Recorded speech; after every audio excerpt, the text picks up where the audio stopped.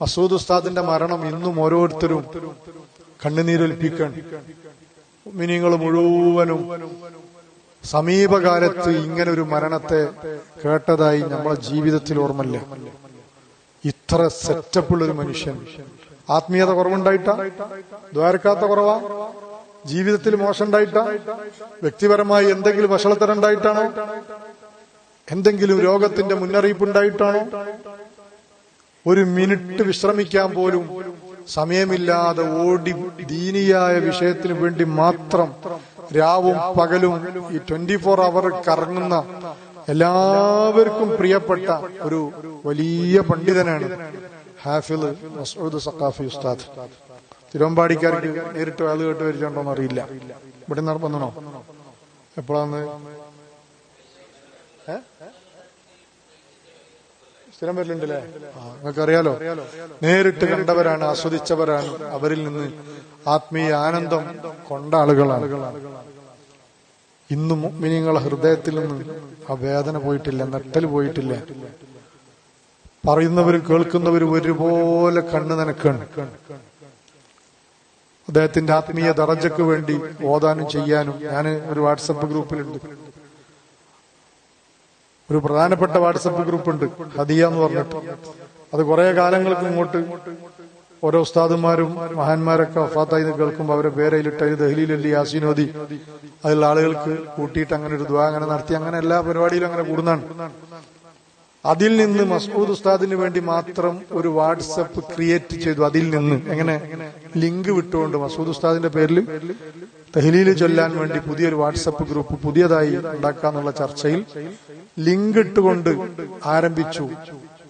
2 ദിവസം കൊണ്ട് അത് 800-900 ആളായി മാറി.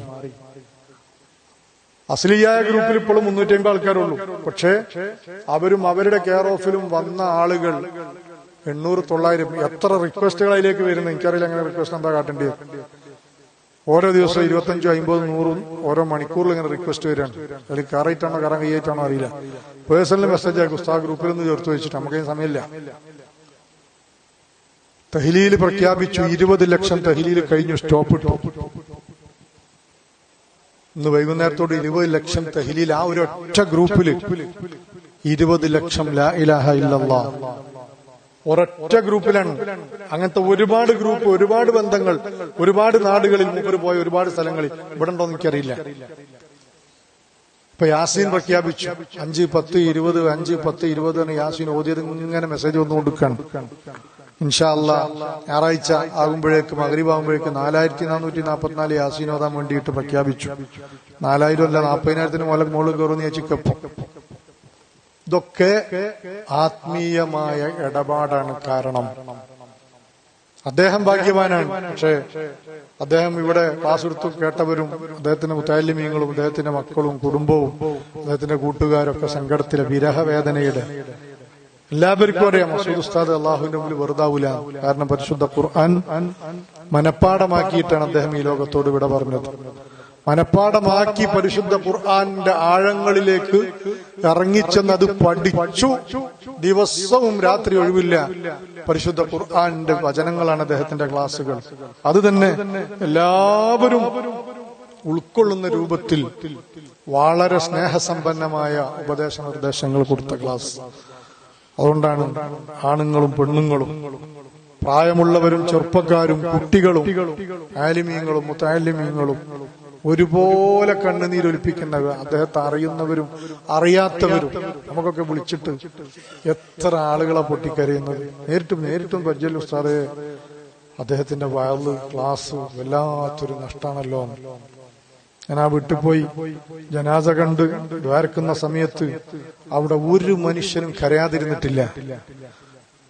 ഞാൻ ചെന്ന് എന്റെ മുന്നെയും എന്റെ പിന്നെയുമുള്ള ദ്വാരുന്ന ആളുകളൊക്കെ പൊട്ടി കരഞ്ഞു വേണം. വലിയ വലിയ ആലിമീങ്ങൾ, വലിയ വലിയ നേതാക്കന്മാരൊക്കെ അവിടെ മരിച്ചു പോയിട്ടുണ്ട്. എന്നാലും നമ്മളൊക്കെ അറിവിൽ മസ്ഊദ് ഉസ്താദിന്റെ പേരിൽ കണ്ണുനീരൊലിപ്പിച്ചതുപോലെ ഒരു മരണം നമ്മുടെ ഓർമ്മയിലില്ല. ഞാൻ മനസ്സിലാക്കുന്നു, അള്ളാഹുവിന്റെ പരിശുദ്ധ ദീന് പൂർണ്ണമായും ഉൾക്കൊണ്ടുകൊണ്ട് അത് ശരിക്കും ഉൾക്കൊണ്ടത് പഠിച്ചത് ഉൾക്കൊണ്ട് അത് സമൂഹത്തിനോട് സംവദിച്ചു എന്നുള്ളതാണ്. അള്ളാഹു അവിടുത്തെ ദർജയേറ്റി കൊടുക്കട്ടെ. അള്ളാഹു അവിടുത്തെ ദർജയേറ്റി കൊടുക്കട്ടെ. ഇവിടെ മക്കൾക്ക്, ഭാര്യക്ക്, കുടുംബത്തിനൊക്കെ അള്ളാഹു വലിയ ഭാവി നൽകുമാറാവട്ടെ. ചെറിയ മക്കളാണ്, ചെറുപ്പക്കാർത്തിയായ ഒരു ഭാര്യയാണ്. ആ കുടുംബത്തിന് വലിയ സമാധാനമായിരുന്നു, കുടുംബത്തിനോട് വലിയ സ്നേഹമായിരുന്നു. ആ കഥകളൊക്കെ ജ്യേഷ്ഠൻ പറയുന്നുണ്ട് ആ വീട്ടിലെ പ്രോഗ്രാമിലൊക്കെ, യൂട്യൂബിലൊക്കെ കേൾക്കാം. പറഞ്ഞത് അതുപോലെ പ്രവർത്തിച്ച അനുഭവങ്ങൾ. മരിക്കാൻ പോവുകയാണെന്നുള്ള സൂചനകളൊന്നും തന്നില്ലെങ്കിലും ആ സ്നേഹത്തിൽ നിന്നും ഇടപാടുകളിൽ നിന്നൊക്കെ ലാസ്റ്റ് മനസ്സിലായത് മരണം മുന്നിൽ കണ്ടുകൊണ്ട് എല്ലാം വൃത്തിയാക്കി ഭംഗിയാക്കി അദ്ദേഹം യാത്ര പോയി എന്നുള്ളതാണ്. അദ്ദേഹത്തിന്റെ നാട്ടിൽ ആയിരുന്നു തലേ ദിവസത്തെ വാള് ഗൂഡല്ലൂര്. പിറ്റേ ദിവസം കാസർകോട്ടാണ്. വീട്ടിൽ വന്ന് സുബഹിയുടെ തൊട്ട് മുമ്പ് വന്ന് സുബഹി നിസ്കരിച്ചു. കുറഞ്ഞ സമയത്തൊന്ന് കിടക്കാൻ വേണ്ടിയിട്ട് കിടക്കുമ്പോഴാണ്, ആ കിടത്തത്തിലാണ് അദ്ദേഹത്തിന് പെട്ടെന്ന് തളർച്ച അനുഭവപ്പെട്ടത്. ഞാൻ അവിടുന്ന് ജനാസ കണ്ട് തിരിച്ചു വരുമ്പോൾ എന്നോട് അയൽവാസി ഒരാൾ പറഞ്ഞു, അത് വണ്ടിയതാ, ബാഗ് പോലും ഇറക്കി വെച്ചിട്ടില്ല, അടുത്ത യാത്രക്ക് ഒരുങ്ങുകയാണ്. ബാഗൊന്നും ഇറക്കിയില്ല, കാരണം ഇറക്കാൻ സമയമില്ല, ജസ്റ്റ് ഒന്ന് കിടന്ന്. അദ്ദേഹം തലേന്ന് രാത്രി വയല് പറഞ്ഞ സ്ഥലത്ത് സമാപന ദുആ എന്റെ അനുജനായിരുന്നു. അനുജനെ നമ്മളോട് പറഞ്ഞു, തലേന്ന് അവിടെ പിടിച്ചു വെക്കാൻ നോക്കി, കാരണം കൂടല്ലൂരിന്ന് ഓടി വരണ്ടേ, അപ്പൊ കാസർഗോട്ടേക്ക് ഇവിടുന്ന് പോകാം, ഇവിടെ കിടന്നോളി നിങ്ങൾ, സ്ഥാപനത്തിൽ കിടക്കാൻ പറഞ്ഞു. അവിടെ കുടുംബങ്ങളും മക്കളൊക്കെ ഉണ്ട്, അവരൊക്കെ കണ്ട് ഞാൻ പോകുമെന്ന് പറഞ്ഞു. രാത്രിക്ക് രാത്രി 12:30 വയല് കഴിഞ്ഞു. സഹോദരിമാരെയും മക്കളെയൊക്കെ കണ്ട് നിൽക്കാൻ സമയമില്ല, എനിക്ക് വീട്ടിലൊന്ന് ജസ്റ്റ് ഒന്ന് എത്തിയിട്ട് വേണം അടുത്ത യാത്ര. ആ യാത്ര അദ്ദേഹത്തിന്റെ മരണം കണക്കാക്കിയത് ഭാര്യയുടെയും മക്കളുടെയും അടുത്തുനിന്നായിരുന്നു, ആ വീട്ടിൽ നിന്നായിരുന്നു. മരണം അവിടെ വെച്ചാണ് എന്നുള്ള നിലക്കുള്ള തീരുമാനം കൊണ്ടാവണം അദ്ദേഹം തിരക്കിട്ടുകൊണ്ട് വീട് ലക്ഷ്യം വെച്ച് പോയത്. ഇല്ലെങ്കിൽ അവിടുന്ന് നേരെ കാസർഗോട്ട് കണ്ട് വിട്ടാൽ മതിയായിരുന്നു. 1 മണിക്കൂർ 1.5 മണിക്കൂർ ഗ്യാപ്പിന്. എന്റെ ചെറുപ്പക്കാരൊക്കെ ഒന്ന് ആലോചിച്ച് നോക്കിയട്ടെ, ഇവിടുന്ന് അങ്ങോട്ട് ഇറങ്ങിയിട്ട് നമുക്ക് എന്തൊക്കെ ഉദ്ദേശങ്ങളുണ്ട്. അദ്ദേഹത്തിന്റെ ഉദ്ദേശം വയല് പറയലായിരുന്നു. വരുന്നത് വയല് കഴിഞ്ഞിട്ടാണ്, ഇനി പോകാനുള്ളത് വയലാണ്. നല്ലൊരു നീയത്തിലാണ് അദ്ദേഹം. അദ്ദേഹത്തിന് അള്ളാഹു വെറുതെ വിടൂല, ഒരു കുഴപ്പമുണ്ടാവില്ല. അള്ളാഹു അദ്ദേഹത്തിനെ സ്വീകരിക്കുന്നു നമുക്കറിയാം. ഖുർആൻ മനപ്പാടമാക്കിയാൽ മണ്ണ് തൊടൂല എന്നാണ്. ഖബറിലെ മണ്ണിന് പേടിയാണ് ഖുർആൻ മനപ്പാടാക്കിയ ആളെ. മസൂദ് സഖാഫി ആ വിഷയത്തിൽ ഭാഗ്യവാനാണ്. വെറും ഒരു ഖുർആൻ പഠിച്ച ആളല്ലല്ലോ, ഖുർആൻ പഠിച്ചു, അത് പഠിപ്പിച്ചു കൊണ്ടിരിക്കുന്നു. ഏറ്റവും നല്ല സൗന്ദര്യത്തിൽ ഖുർആൻ ഓതുന്നു. രാത്രി മുഴുവനും പൊതുജനങ്ങളോട് ദീൻ പറഞ്ഞു കൊടുക്കുന്നു. പകലിൽ മുത്തഅല്ലിമീങ്ങൾക്ക് കിതാബ് ഓതി കൊടുക്കുന്നു. സാധാരണ വാള് പറയുന്ന ആളുകൾ അവര് രാത്രിയുടെ ക്ഷീണം മാറ്റാൻ പകല് മുഴുവനും വിശ്രമത്തിലായിരിക്കും പലരും. മസൂദ് ഉസ്താദ്, അദ്ദേഹത്തിന്റെ മുഖവും താടിയൊക്കെ നിങ്ങൾ ശ്രദ്ധിച്ചിട്ടുണ്ടാവും. നമ്മളൊക്കെ താഴെയാണ് പ്രായം കൊണ്ട്, നല്ലോണം നിറച്ചു പോയിട്ടുണ്ട്. അദ്ദേഹത്തിന്റെ ജ്യേഷ്ഠനെ കണ്ടാൽ അദ്ദേഹത്തിന്റെ ചെറിയ അനുജനം തോന്നും.